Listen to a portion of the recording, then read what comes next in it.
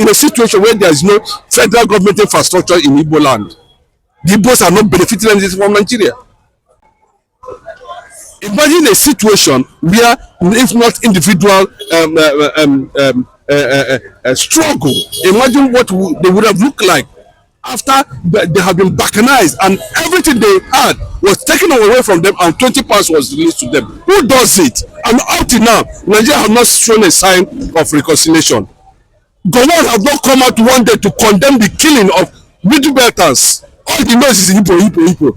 What did Igbo do now? That's the fact. No, you forget marriage. That one is a business. When there was war, did you go to war? They were here marrying. Now most of them married, but Babangida married. That is a business. And to tell you how funny they are. So lastly, if it's keeping you waiting, it seems like it's not concerned that all the generals we have been seeing celebrating Nigeria, they are all Hausa Fulani. Abdul Salam, Babangida, Yakubu Gowon.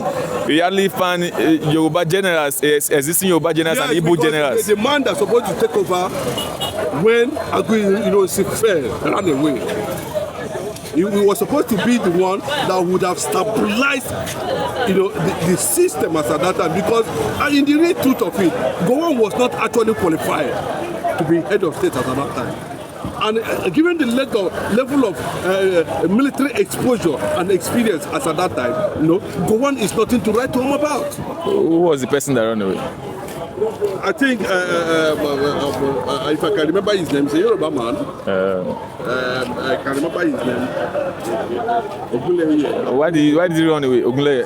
No, he's a life broker. People know the story. Ojukwu told him to take over power at that time. He said no, and that was how the struggle started on who that would control the military as at that time. Then Gowon, who was the least qualified, that in the military hierarchy, Ojukwu is 100% senior, and coming to take orders from a junior officer.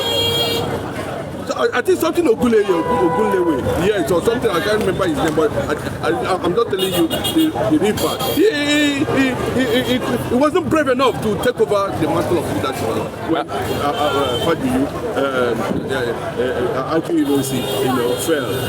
So why did Ojukwu not take over instead of, since the man, what happened there? As at that time, things are being done according to your rank.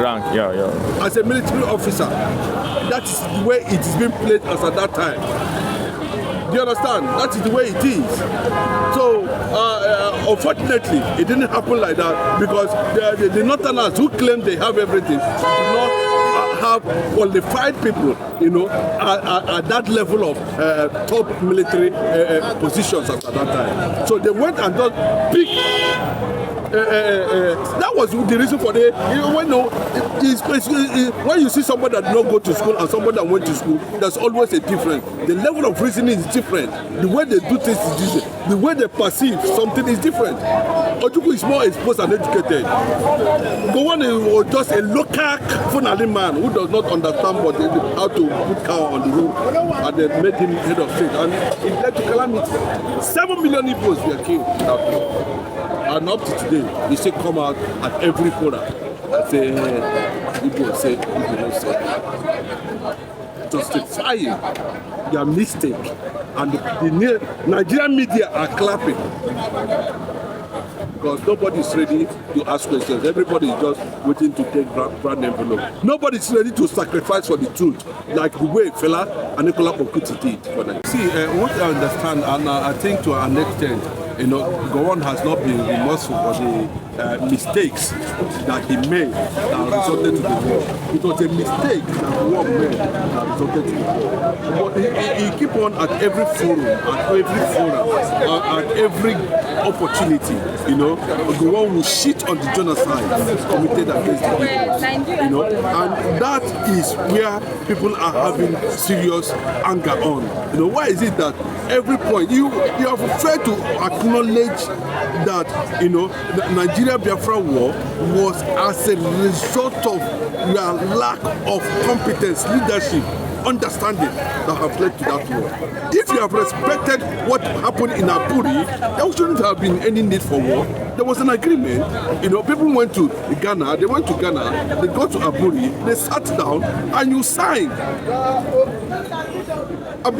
There was a signature, there was proof, there was a document. Then coming back to Nigeria, you withdrew from that agreement. So why is it that always when you come in a public space like this, you find it seamlessly shameful of you to be mentioning Nigerian Biafran war in the public, of which you know settled. Ojukwu never wanted war. Ojukwu acted based on the agreement that was signed by you and your envoy in Aburi. You came back to Nigeria, you said you are not bound by that agreement, and that was how Ojukwu insisted that in Aburi we start. Until today, still Aburi we start. I would not want to take away, some level of jealousy, because gowon through the rank and file of the military. Ojukwu was well educated, well qualified, as at that time, to even become the head of state. Ojukwu is one of the most read, qualified Oxford graduate university, first to enter into Nigerian military. Not as an officer, Ojukwu rose through the rank. So I'm not taking away extreme jealousy, and deep reservation that has generated most of the decisions, ill-timed decisions taken by gowon as at that time. But the fact is this, that Nigerian Biafran war, for me, there was no need for it. If people had gone to respect that agreement, there shouldn't have been war. But coming back to start making unnecessary statements about the war again, a reminder of the genocide, the illegality, the wickedness. We know what is happening. Since they have started killing people in the Middle Belt. Have you seen gowon come out, even in an ordinary place, to make a statement in that regard? He never said anything. But when it's gone to the issue of stealing crude oil to keep Nigeria one, I don't want to use funny words because I know that Nigeria is already a failed entity. The focus is the restoration of Biafra. That's the focus. So whether you consider or condemn the killing of his people, that is own business. But when the time comes, the way and manner the Israelis took over their land is the way and manner the Biafrans will take over their land. And damn the consequences. We cannot be slaves in our own indigenous land simply because of amalgamation. You declared a police action. You fractured and fragmented the entire Biafran land. Started creating the same thing you said you don't want to do. You started doing it after the war. That's to tell you how stupid some people can be.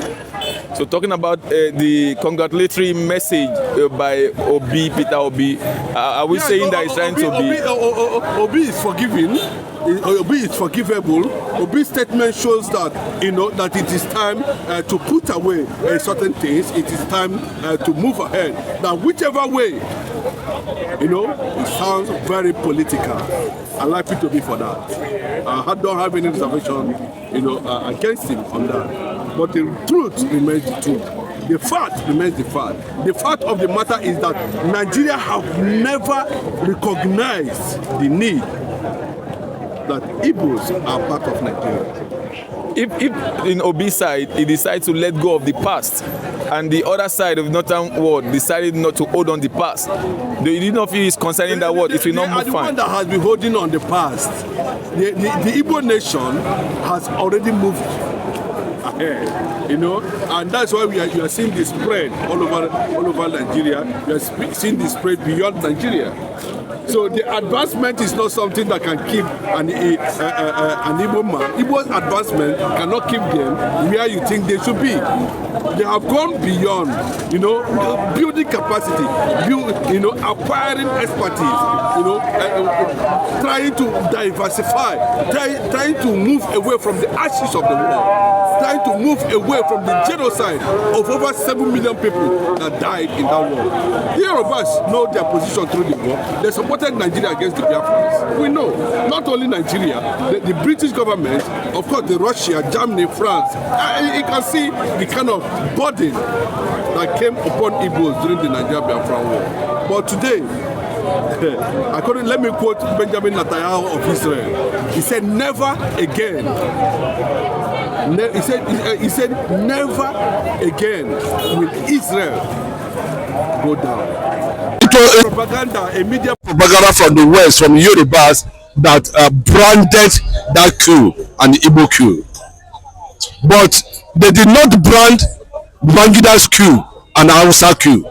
They did not brand Buhari's coup, a northern coup. They did not brand Abu Salami, Abacha, and the rest of them. They did not brand it a northern coup. We didn't hear gowon come out and speak and condemn it.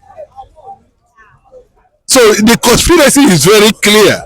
Nobody's going to tell you anything, So the position is very clear that this is actually what happened. The Igbo man cannot come out to the public and start telling you what is not real. They tell you the reality. They tell you the honest truth. They understand everything. They knew where they made mistakes, and they knew where Nigeria also made mistakes. So at the point of getting this thing corrected, Nigeria have not fulfilled their own side of the story. So when you see them keeping mute, keeping quiet, because it is not an Igbo thing, then you know clearly that there is something they have not been able to come out to say the way it is, and that is what is actually playing on. A lot of them have classified information about what transpired, the genesis, and why Nigeria has remained the way it is today. Why the Yorubas are also saying that they want to leave Nigeria. There must be something they have access to. There must be something they know. There must be something that might not be put to the public to digest or to feast on. But the truth remains that Nigeria is gradually declining to be a nation. It's happening. If you look at some histories, how nations of this world came to a point of no return, came to a point that it becomes a threat, came to a point that the citizens are dissatisfied with the way and manner the nation is being run. You know that Nigeria is heading towards that direction, and there's nothing you can do. The ethnic nationalities in Nigeria are the components that make Nigeria. You cannot afford to put any of them down. Nigeria was built on tripod. Nigeria was built on Hausa, Igbo, Yoruba. Then how come, if there is actual justice in the country, how come when it comes to the turn of an Igbo man, the Yoruba man shows strength? When it comes to the turn of the Igbo man, they will gang up with the Hausa man and be able to suppress the Igbo. Imagine in a situation where there is no federal government infrastructure in Igbo land. The Igbos are not benefiting anything from Nigeria. Imagine a situation where, if not individual struggle, imagine what they would have looked like after they have been balkanized and everything they had was taken away from them and 20 pounds was released to them. Who does it? And up to now, Nigeria have not shown a sign of reconciliation. Government have not come out one day to condemn the killing of middle belters. All the noise is Igbo. What did Igbo do now? That's the fact. No, it's forget marriage. That one is a business. When there was war, did you go to war? They were here marrying. Now most of them married, but Bangida married. That is a business. And to tell you.